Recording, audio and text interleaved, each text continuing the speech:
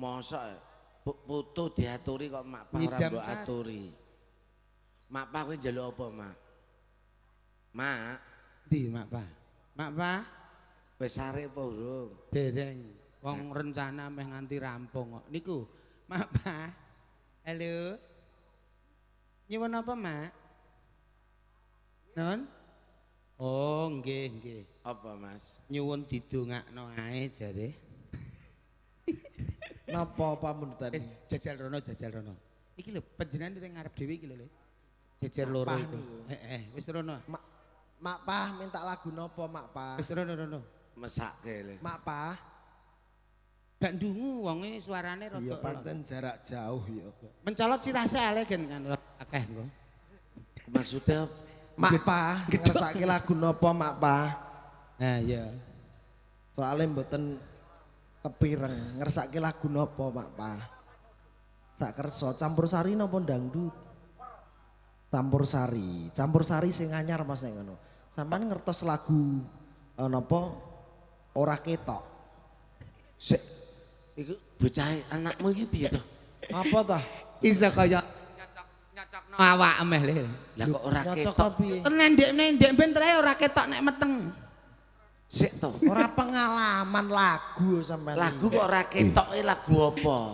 Sing ngetren iki lho, duh, kolor-kolor lho. Kolor untumu. Iku lho apa Lah to? apa? Do dewa-dewa ngono kolor-kolor. Oh, tak kira kolor-kolor. Iku jengene ora ketok ngono ora. Lah, Lagu anyang-anyangen niku. Ya caping gunung anak-anak. Caping Ora gunung. sida ayang-ayang sesuk ae. Iki Caping caping gunung. Caping gunung pambentanipun. Nggih. Spesial ugi kagem Ibu. Ya Allah Bu, gelange sampean sego. Iku sing ya Allah Gusti. kok Tuban. Oh, saking Tuban. Kula asli Tambak Boyo lho Bu. Nggih saestu. Kula mandir Tambak Boyo. Mandir Jenengan jenu sak timure nggih. jenu. Semak nggih. Aku ngapotas. Niku anak karam saking Mas Sendor. Nggih, Bu. Pak, Saking sugeng dalu Pak ya. Wah. Tak jejerane nek menawa disawer gelange ya. Jangkrik iki. Bocah Ya ngono. Allah Gusti Bu. Pun abu sawer kok seket-seket lah apa-apa Bu. Anjen anakmu iki sekarat tenan. nek latihane dina Kamis ta, Bos, mulane. Kok saged? Ya ngemis terus. Wis tenang ae Le, Teh, sing penting usaha. Iya, caping Monggo, gunung. caping gunung. Langsung mawon. Matur suwun Bu nggih. Caping gunung kanca kagem sing baik.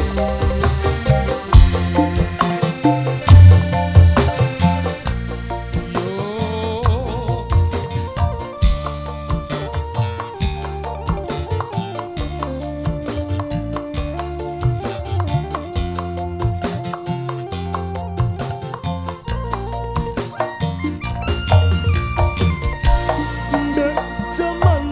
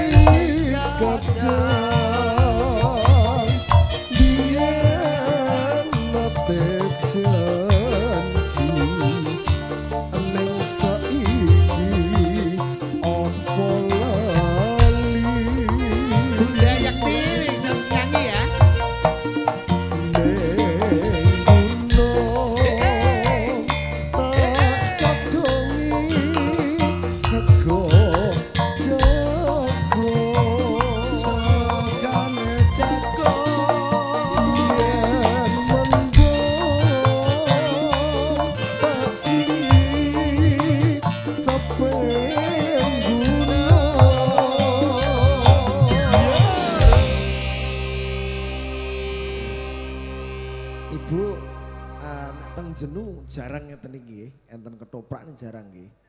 Tayub nggih. Nah, salah sebedal lek menawi gadah acara nanggap ketoprak, Bu. Wah, sae saestu. Oh, luar biasa. Wah, sampai nek gak nanggap toprak rugi ya, Bos. Ah iya. Rugi, Bu. Sing rugi sapa? Aku. Cara ditanggap. Winginane wis kliwat jenu to, Mas. Nggih. Wetan Tuban wingi nate teng Palang pelabuhan. Terakhir sebelum puasa wingi teng Palang. Teng Palang, pelabuhan Palang pinggir radosan gede niku lho, Bu. Lah jenengan jenune pundi? Oh Sugiwaras, nggih tangga dhewe salam kenal nggih Bu. Sampean ngertos Pak Enggi Sugiwaras, Bu? Oh alah niku mboten napa-napane kula, Bu. Wong edan. bocah kok iso. Dalem? Oh celake stadion, nggih salam kenal kula saking Tambak Boyo. Nate pirsa Pak Camat Tambak Boyo? Nggih mboten teges umuk, mboten teges sombong, nggih dipun kenalaken. Kula menika rakyatipun, Bu. Mas to, lampu sing mati ceblok non diasel, Mas. Itu rese. Aku melok ndredeg kasaku rak sama mangsaku rak ana gandeng cenenge karo bapakmu dadi camat Tambak Boyo. Kowe iki ora Tambak Boyo, Tambak Kadal. Tambak Umben. Wong kok kaget gede wong. Nggih. Ayo dilajengake meneh wae. Syukur bisa gunung desa dadi raja gombal kambon ora iya gone padha loro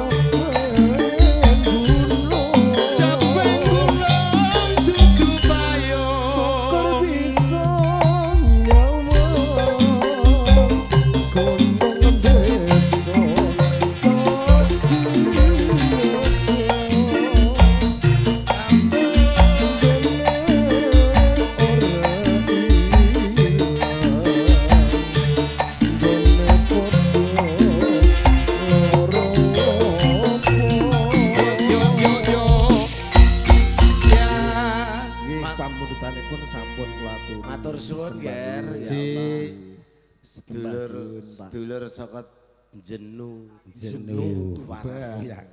Semoga karena yang penggalih sekondur benaringan keselamatan. Amin amin amin. Insyaallah sowan mriko nggih Bu nggih. Amin. Donga dinonga. Wis komplit lho, Bos. Anjir. Kaula mudane perjuangan dan doa hadiah kangge sampean. Terus tambal ban kanggo cah cilik-cilik panjenengane Mas Rafa caping gunung kangking kaula sepo bapak-bapak komplit.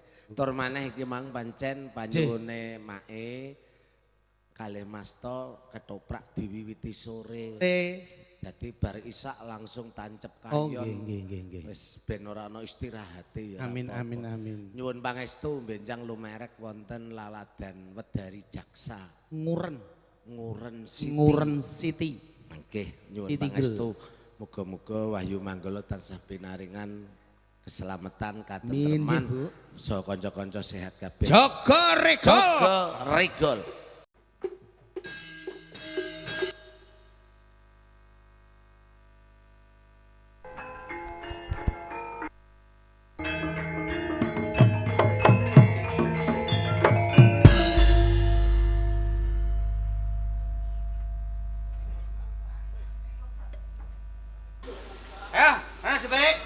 Masa balik rumah sopite apa piye kuwi? Lah kek gak pitik. Ora. Lah iku kok ndek cengger.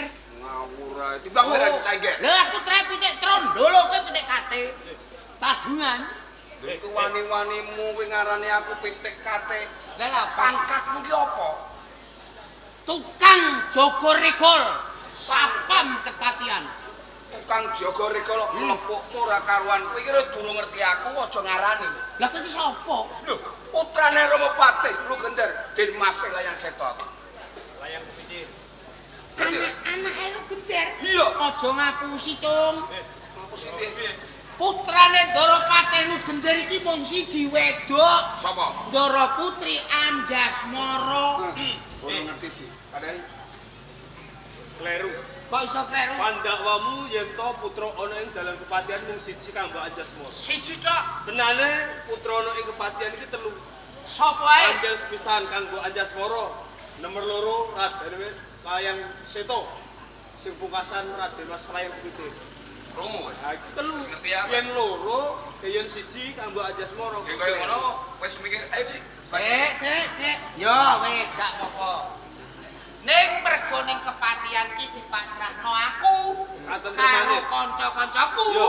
Sapa wae sapa, eling-eling. Yo. Sapa wae sapa sing arep mlebu ning kepatihan kudu nggawa tapak asmane Ndara Patih Lu Gender. Iki bento. Lho kok bento? Iki edian. Lah kok edan? Aku bali ana kepatihan kok dadak nggawa tapak asmane Kanjeng Rama iki. Gak ndungu berarti kowe. Oh, enggak tak nemu gendeng. Ora hehehe. Sik. Peraturan. Aprung wong ulang tahun. Nih. Mat ulang tahun panjang umur, sehat selalu. Amin. Loh, Musa do salaman. Lho krungu ora ento. Sukses selalu. Amin matur suwun. Saiki Musa kok do salaman. Lah iki lagi musa. Oh, ora Kurang Duwe ajar. ora? Ya apa? Tanda tangane. Kowe tukang jaga regol Oke. kewajibanmu. Iya. Sapa kang mlebu ning kepatihan Kudu nggawa tapak asmane Ndara Patih Lu Gender. yen ora duwe. Ora entuk mlebu. Sapa wae sapa. Mergo aku putra kepatihan, aku yo duwe tapak asmara Patih lho. Nah, saiki tuduhno aku. Nanging sadurunge tak dudohke tapak asmane Rama Patih Lu Gender. Kowe apa wis ngerti tapak asmane Rama Patih Lu? Urung. Lah, Yo iki. Yo iki sing kowe durung ngerti tapak asmane Rama Patih Lu Gender. Kok kowe njaluk tapak asmane ning aku. Yen aku jelas ngerti, mergo aku iki putrane. Bocah iki Yen go. kowe tak dudohke, iki dudu tapak asmane Rama Patih Lu Gender. Ngerti kowe? Oh gak. Yen kowe tak apusi, ngerti kowe? Oh gak. Lah iya. Sing penting aku njaluk tanda tangan. Ora iso. Mergo tapak asmane Ndara Patih Lu Gender iku tidak sembarang orang mempunyai. Lah, ning aku iki putra, mestine duwe. Orang buku nek kowe anake angel cah iki. Wis ora buku. Hei, Hei. Terus Ora iso. Wong loro pitik kate loro iki rese. Enten bekas menapa. Ngakune anake Patih Lu Gender tan mongko anake Lu Gender mung siji tok. Anjasmara. Takoki dhewe kono lho. Arep mlebu ning kepatihan tak takoki tanda tangan ora duwe kok. Rese aja to. kowe aja tumbak cucukan kau. Tau kok. Kae sapa meneh? Jare sing jaga regol iki kowe. Nanging kok ana meneh. Iki Yen ngono kowe gawe-gawe. Kok gawe? Kowe iki ora jaga regol ning awe maling ana ing kepatihan. kowe kok ora aku Ndi maling. tapak asmane? Kowe ora aku maling. Ndi tapak asmane? Tapane sapa? Rama Patih Lu Gender. Terus didono aku. Lah, cetha nek iki ape maling. Ngene lho, Cong, tak omongi yo. Lho kok cung iki lho. Lah kok cah cilik-cilik. Lho kok cilik sampe cilik yo. Gedhe piro? Lah PTKT iki udah cilik-cilik ah. Iku ra PTKT. Aku iku ra PTKT jare. Ini lho. Nek aku nggawa tapane Patih Lugender. Mesti kowe terus do ngapusi aku. Lho kok ngapusi piye? Lho iya. Ngapusi piye? Sing bener iki lho tanda tangane mesti ngono, ora iso. Ora iso padha ora iso. Sing penting kowe gak iso mlebu ning kepatihan. Omah-omahku dhewe kok ora entuk karepmu piye? Lho ora nggo tanda tangan. Udah mau tak omong itu mlebu ning omah-omahku dhewe. Saiki ngangkel. Teman roh peraturane bra, kepengin lho. Ya krungu, sapa wae sapa sing mlebu ana ing kepatihan kudu nuduhke tapak asmane Rama Patih Lugender. Yen ora duwe, Ora dioleh mlebu. Nggih. Bener, Lah iya. bener. Ning aku duwe. Endi? Ning ora tak dudono niku. Lah. Mengko nek mbok contoh. Berarti kowe ngapusi. Kok ngapus lah piye? Nek timbang nyontok, dono kadoan. Nah, kowe ini, tak Tak dudoke. Wes. Oh, alah. Mok ngono. Iki ora. Tapas apa ora iku? monggo. Tapak asma kok kaya mata itik rendungan. Yes. Gambar udun kok. Gambar udun Iya, iki piye? ora kok tapak asma. Pakmu iki sing ora jelas. Lah iku mak titik til ngono tok e. Lah iku tapas Patih Lugender. Ora iso. Mung dhewe lek tak lho aku. Wes kono urusi angel kadhanane. Dipun wanuhaken, kula niki damar wulan. Damar wulan. Abdi enggal wonten ing Pepatihan. Oh, abdi anyar ana ing kepatihan bener ya. Dengan kekalih. Damar wulan. Pening kowe abdi anyar ana ing kepatihan. Dadi durung ngerti putra ana ing kepatihan. Aku putra ning kepatihan jenengku Denmase Layang Seta. Ingkang setunggal. Dimase layang witi. Kersanipun damar wulan. Mergo sing gundul kae kondo yen to aku bali ning kepatihan ora entuk. Lamun to ora duweni tapak asmane Kanjeng Rama. Mula sok kuwi aku njaluk tulung kelawan kowe. Gapura ana ing kepatihan kebukaan aku pengen bali ning kepatihan. Kula namung netepi kewajiban kula. Menawi panjenengan kekalih adreng badhe lumebet wonten ing pepatihan. Kula suwun kanthi sanget tapak asmanipun Gusti Patih Lugender. Damar wulan. Aku pengen bali ana omah-omahku dhewe. Kenapa ndadak njaluk tapak asmane Kanjeng Rama luwih dhisik? Kamu kok kepatihan ke omahku? Aku yang kondo bloko. Yen to Patih Lugender iku wong tuaku. Kula niki dereng pitados. Mbok bilih panjenengan kekalih pinangka putranipun Gusti Patih Lugender. Monggo dipun penggalih. Titi wedal menika Blambangan lan Mojopahit nembe kemawon ayon. Ora kleru panjenengan. Bener. Menawi panjenengan mengsah saking Blambangan badhe nidya yuswanipun Gusti Patih Lugender tartamtu kula lerwa ing kewajiban. Bagus. Kok kira aku ki wong Blambangan ngono? Bagus. Kok kira aku musara ing kraton Mojopahit ngono? Ya ora apa-apa. Mergo kowe iki tuang jaga regol, kudu netepi kewajiban. Yen mengko ana lirwamu kowe bakal dipidana. Bagus. Mboten lepat. Ning kowe durung ngerti, aku iki putra kepatihan. Kudune aku iki bisa mlebu ora nganggo tapak asmane Rama Patih Lugender.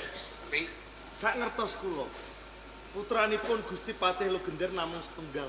Kusumane Ayu Anjasmara. Oh, padha wae kaya gundul iki. Lho terakhir ae mung siji to ya. Lho aku ya putrane kok ngayal ae lho. Kowe kok ngayal anake. Ya wis, ora apa-apa. Angger Yen sikil pancene kudu pengen ngerti tapak asmane Rama Patih Lugender tak dudoke.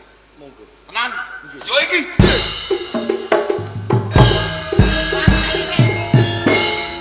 Oh, wani. Wani. Ora aku pengen aleh rono lho. Rono. Ayo. Sikit. Ah, Gelek.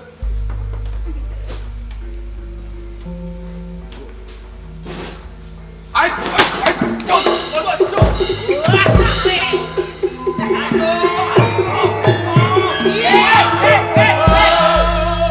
sampe.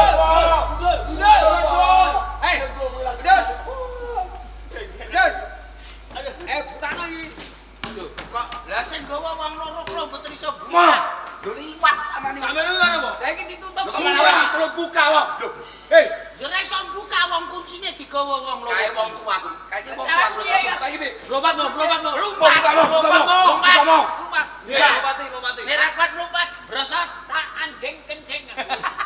Wah, stredel lho. Wah, iki ngene iki apa malah. Dengkule wis perang atas. Lah kok iso liwat kono mawon kok liwat kono. Bisa. Kowe aja mlete kowe. Lah kok mlete iku? Wong iki anakku kok malah idang. Rungu kowe. Rungu ora? Omongi kowe. Lho. Kowe omong nek duwe anak lanang loro ta ora? Ora. Lah iya. Sing ngerti nek iki anakmu sapa? Wong ngerti ku ya mok siji tok anakmu. Jenengan Lah aku lali kok. Lah iki sing goblok. Goblok piye? Lah kok ora mbok elingno nek wong duwe anak kok nganti lali. Oh, Lali tegese iki ora kandha karo kowe nek aku duwe anak lanang loro. Lho iki anak. Kula niku pun kondom. Aku dhisik kae lho. Bakul kacang karo bakul sayur. Aja kondom. Sik. Sembrono. Kowe sembrono bakul Lho, kacang putra kepatian. Ana kraton Mojopahit kok bakul sayur ngene. Lah ya pintere omong kaya bakul. Lho, ngajar. Mo, niki pripun? Pripun? Kuwi jarane pripun? bakul sayur. Nalika aku isih Joko senengku blonjo ning pasar. Oke. Bapak jure. Salajengipun. Ana bakul sayur rupane ayu semok terus tak senengi. Terus kula. Lah iki bakul kacang, lipune mereh-mereh tak senengi. Lampun kawinan. Hah? Pun kawinan. LKMD kok. Kemarin keri meteng dhisik. Dadi aku anak. haram. Jenengan iku gagas nek sok. Astu meneh kok. Bakul kacang bakul sayur Aja ngomong-ngomong. Lah kok ora omong wong wis kondang nek Hario jejetan iki mbiyen tukang demeni wong. Kira Mbak Yum anake sapa? Anake sapa? Apa aja swara? Tukang asah-asah. Loh, tukang isa-isa. Isa-isa. Buroe. Kanggo aja swara niku. Mama panjenengan sangetan. Wedok upamane ora wedok ya ora tak senengi. Oh, ora sadirembok iku. Lah terus sini wae. Nggih, Kae perkarane niki. kalah. Perkarane niki kok. Lan Kados pundi Gusti Pati. iki ngono putraku. Layang seto layang kemitir arep bali mulih. Nalika semanten kula suwita wonten ing pepatihan. Kula namung pinanggih putranipun panjenengan namung setunggal Kusmaning Ayu Anjasmara. Lan malih pitungkasipun panjenengan dhumateng kula. Sok sinten kemawon boten dipun keparengaken lumebet wonten ing pepatihan menawi boten ngagem bapak asmanipun panjenengan. Ya bener. Pripun? Pripun? Bener pripun? Aku dawuh karo Jamarulan kaya ngono. Nggih. Kowe uga ora salah. Lompon kondor. Kula niku lampun kodho. Ya ora salah. Ning tetep kowe tak salahno. Wis salah gamar wulan. Mergo kowe abdi, lumrahe wong salah kapan oleh. Oh, dicopot mawon pelungguhane. Diganti Nggih, pegawai. ganti pegawai mboten Mboten pecus. pantes. Lah niku rahayune kok namung kula. Upami enten utusan Mojopahit kok dijiwati damar wulan kali gundul niku. Sampeyan diciloko ngembet daging waras lho. Gegerno kepatian. Nggih. Yang penting agak tanda tangan. Tukang arit. Jumlah. Tukang arit. Ngeritne jaran. Gelem ta ora? Wis ngene le, ora ketang piye-piye gawean apa ae dituruti sing penting iki awake dhewe nyambut gawe. Ini syarate ngose Jung Lampung. Enak Ono syarate. Syarate Ngopeni jaran 43. Sing 40 kuwi lanang, sing 3 wedok. Gedokane dipisah. Bisa Telu wedok. Iya. Jomi. Ora ajar. Bojomu. Lah lanange Ning lingku, aja anggere kowe iki makani karo jaran blak-bluk yo aja. terus. Aja nganti lemu jarane. Yo aja nganti kuru. Lah kok galem. Lho, nek lemu ra kuat mlayu. Lah nek kuru. Nek kuru ndang mati. Aku ora. Sagup ora. Agak saku Bali wae. Apa nek? Nek ora sagup kowe tak Arep gantung. ngomong apa? Ya wis ora masalah aku tak ngeritno jaranem 43. Iya. Ora entuk lemu, ora entuk kuru. Iya. Biasane iku wong nek ngarit iki sepaneng mesti golek pakan sing luwih akeh. Iya bener. Nggo cadangan. Kudune ngono. Delalah, pakan tak pakakno, suket tak pakakno. Kabeh. Wabeh wis warak. Warak. Suket dalah ijek. Ora. Ora. Tak pakakno Pak Am oleh. Kok pajak. Budale. Gerak-gerak. Kenapa iki piye? Padha wae ngono. Ngeretuk jaran. Jare jaga rego. Wes, Sokone terus, sambung, terus. ora pecus. Putra kepatihan hubungan kok malah kok cegati. Lilak, lili. Mau. Pripun? Oke.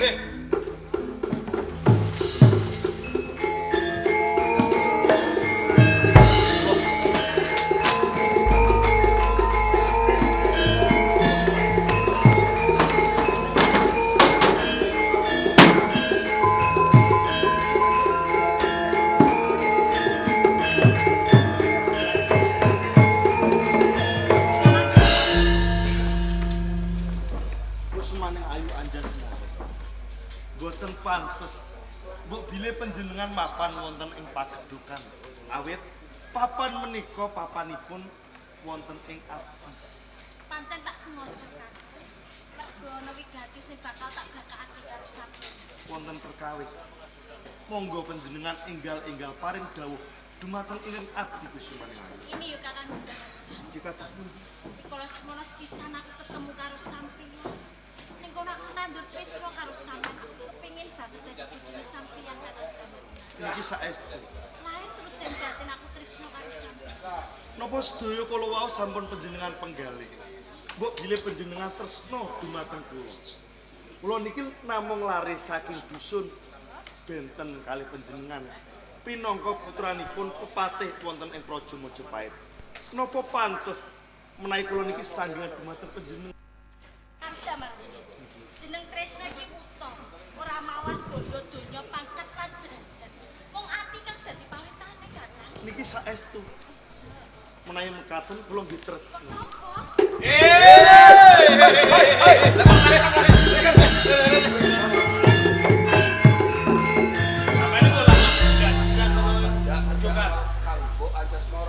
Tambah, pacaran meneh pun.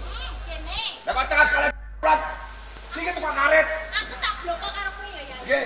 Tenane iki dina aku lan kakang damar sama sambungan tresno. Tresno. Putra panjenengan iki putra patil. Damar kula menika sinten? Terus boten pantes kangge panjenengan. Sing kandha ora pantes ki sapa? Kula.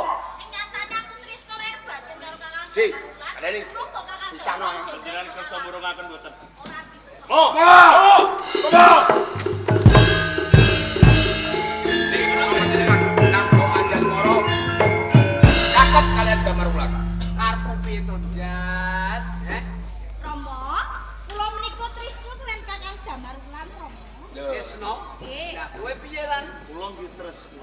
Padha tresnane. Yo wis nak.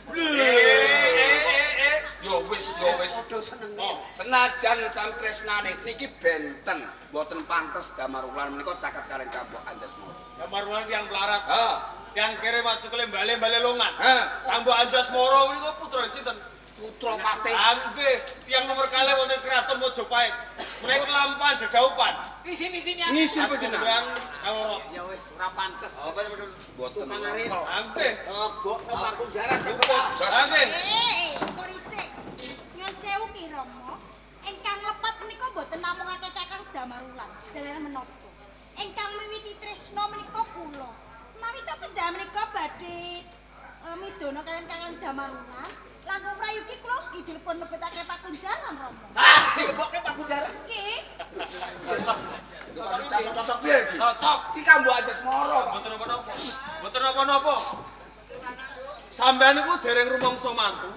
Nanging ujug-ujug rak ndek putu nggih niki. Sebab Ya niki Kambok Anjasmara kali Damar Wulan pengen diujuk terus aku jaran. dadi siji. Nggih. Ya wis apa-apa ayo. Kalebone loro. Kalebone bareng.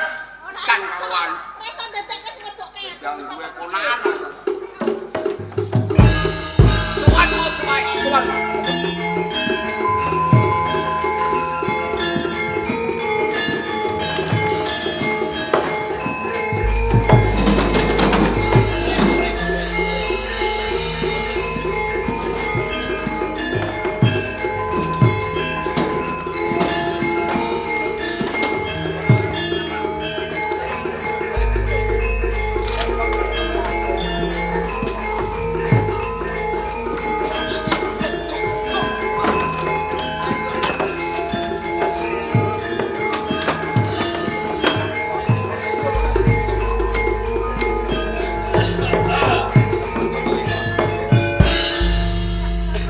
Ingsun mampang semedi.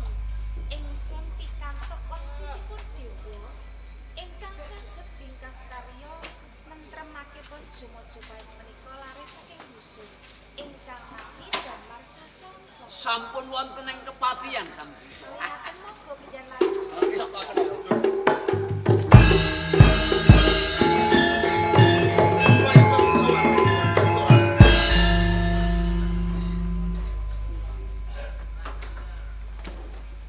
apa bener sira kang aran Damar Sasongko? kasinggihan Sang Jawito Ratu. Yen pancen koyo ngono rantine sak wetone.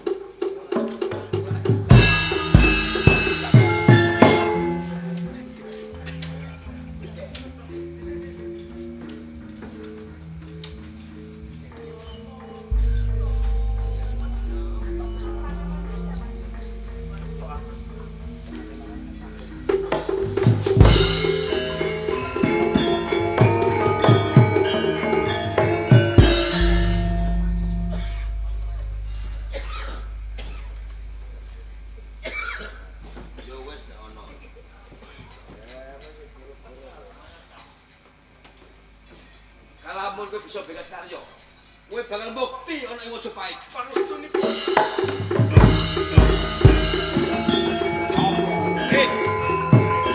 Bola bali sing kok menjeneng. Lah, yen piyambak pangandikan Sang Jawito Ratu Bendara Wungu. Mojopahit saged tentrem menawi kadunungan utawi kajondoan kaneman kan sesile Damar Sasongko. Lho Damar Wulan jenenge larepe. Nggih. Cetha Damar Sasongko. Lah niku Damar kula Sasongko. Lho jenenge pripun malah bejo kowe? Kok sajenipun Lamun to Damar Wulan iso bringkas karya. nggih. Ya, carane Carane pripun? bali cegat dalan pateni. Damar Wulan Pateni. pateni.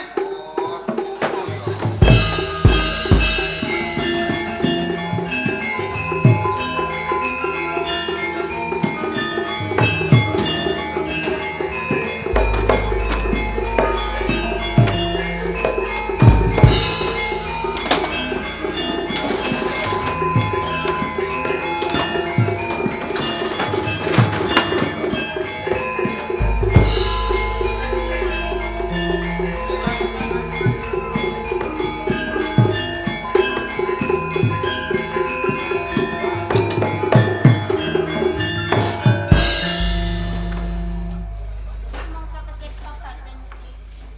Sawise aku diselong karo Kang Mas Lurupis minak sipun ngene papan. Nyuwun aku bakas.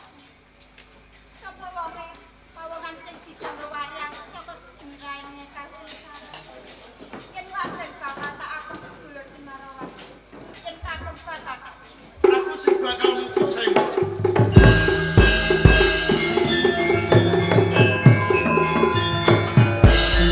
sapa kang dadi aran. Aku Damar Wulan. Kosok baline sapa? Aku wae. Waito. Mapan ana ing Taman Sari Puralingga. Kapernak apa kelawan Lurupis minak jeneng. Aku garwane Kang Mas Lurupis. Yen kaya ngono tiwas kebeneran. Ning kene aku bakal sabiyantu kelawan kowe. Nanging aku duweni cara. Banjur apa carane? Lamun manut kelawan aku, manjing ana ing tilam pagulingan, aku bisa ketemu Lurubismo ijen lan ijen. Kaya ngono ya ngono. Ayo, lelaki kelawan aku.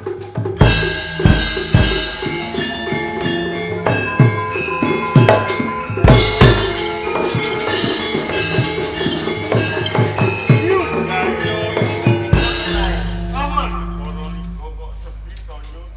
Nembe masak kagem jenengan nawi. Yu wae to. Iku Kepiye rasane sakwise kelawan kelawan. Lagi. Ayo no suarane wong linan. banget lho Kang. Ingkang garwa main TikTok. Kok main. Damel video niku kan damel konten. Saiki saja jalake yo yo. Coba tak delok Aku yo. siaten monggo lho ae.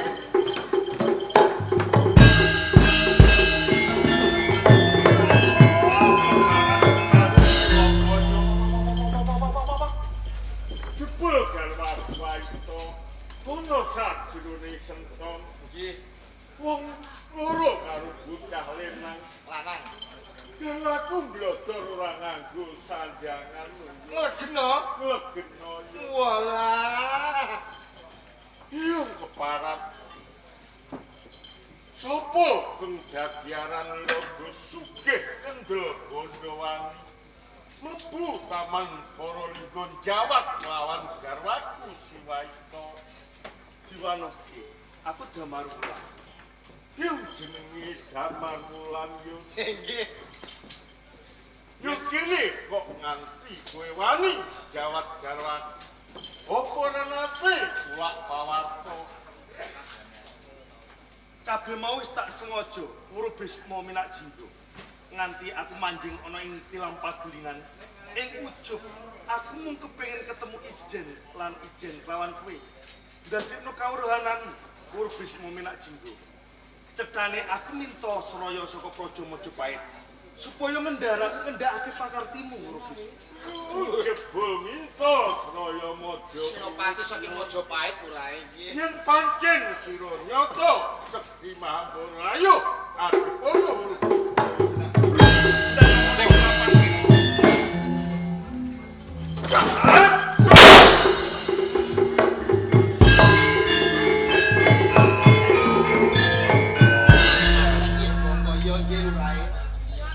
Gagalan mayite Damarulan.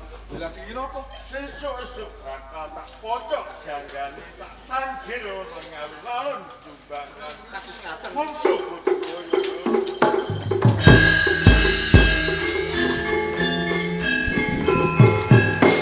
Pepenaan lan bertemuni bojone bendaraku mati ora apa-apa lah aku.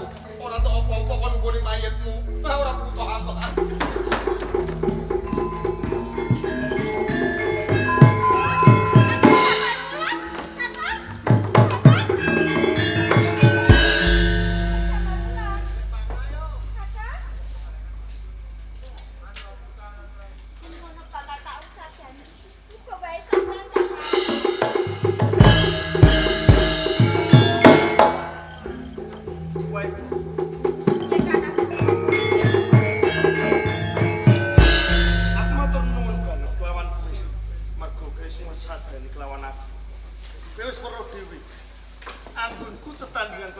Bisma Minak Jinggo.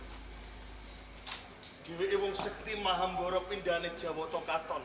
Pancen bener pisan. Wis pas lamun punggawa praja ana ing Praja Majapahit. Padha gugur ana ing medan Logo. Mergo weruh Bisma Minak Jinggo duweni piandel loro cacahe. Godha wesi kuning, pedhang Kunta Sukayana. Pancen kuwi bener. Lamun gedhe rasa tresnamu lawan aku njaluk sabyantuku. Citra pusakane weruh Bisma Minak Jinggo ulungke ana ing tangan. Kaya ngono. Aku bakal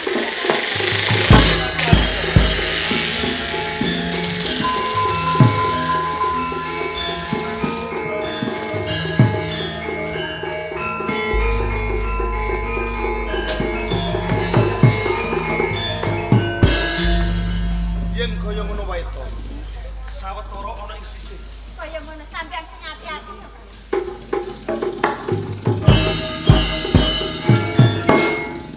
Weruh Bisma Minak Jinggo.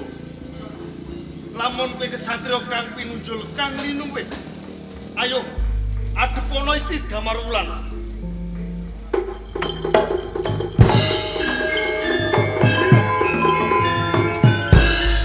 kowe Damarulan. Mongko dengar wis lakon dak pateni. Saiki kowe bisa bali urip meneh. Yung yen ngono nyawamu serep yo Damarulan. Nganti aku bisa walaya temaing jati. Sing usadane ora ana liya mung wae to. Yo apa bener wae to? Kowe sing uripke si Damarulan. Menika laras lho Kang Mas. Amarga kula tresna kalian Kang Mas Damarulan. Yo wong wadon keparat-keparut. Lho, kok panjenengan ngendika kados mekaten? Kowe mungsuh. Kok mbok uripake? Senajan menika musa, nanging kula tresna kalian Kang Mas Damarulan. Yo kowe ke jalan karo Damarulan. Yo Damarulan. Weruh Bisma. Senajan kowe bisa urip meneh. Isih wani nyumbari weruh Bisma Minak Jinggo. Jero apa sing mbok nggo sifat kandel? Waspadakno weruh Bisma.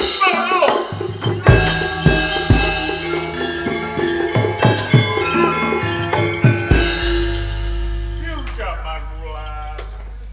Kowe pusakaku godho si kuning kelawan pedhang Kunta Sukayana. Kok nganti tumiba ning tanganmu iki mau kowe sing nyolong yo. Gedhe rasa tresnane wae to kelawan aku. Sak temah. Nyidro pusakamu diulungke ana ing tanganku. Bener sing nyolong kowe wae to. Menika laras kamu. Yo mbok wedok sabar dledek. Kowe iki jalan wong lanang pusakaku kok mungkin to. Lah mergo Kang Damarulan menika bagus. Panjenengan menika lho. Yung wis ngene wae yo ah. Kepiye urip? Ujugku wae to pek-pek aku ora apa-apa. Waton pusakaku sakloron balik ning tangan kula. Kowe kepengin baline pusakamu. Iya. Barengi oncate nyawamu.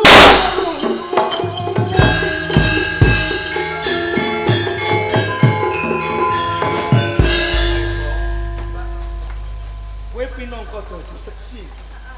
Lamun Wurubisma Minak Jinggo mati wis saka tanganku. Pancen bener Kakang. Pangandikane Sang Jwita Ratu Kencana Wungu. Sok sapa wae ora mawas. Lamun bisa madangna swasana ana ing Praja Majapahit.